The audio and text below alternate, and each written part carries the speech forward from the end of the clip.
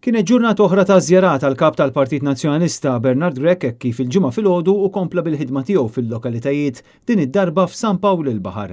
Bernard Grech iltaqa' ma' residenti, sidin ta' negozji, anzjani u anke familji li jgħixu f'din il-lokalità li jesprimew miegħu l-isfidi li qed jiffaċċjaw u d-diffikultajiet li qed iħabbtu wiċċhom magħhom minħabba l-għoli tal-ħajja.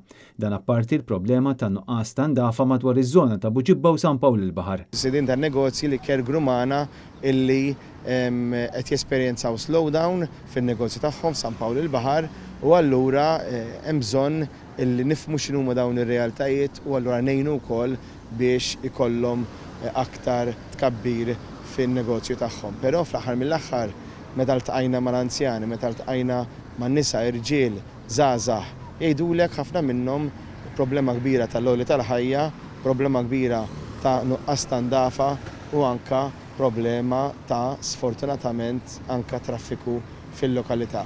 F'kummenti li tal il-Net News, Bernard Grech sostna li l-Partit Nazzjonalista qed jaħdem sabiex itejjeb u jsaħħaħ il-kwalità tal-ħajja tar-residenti.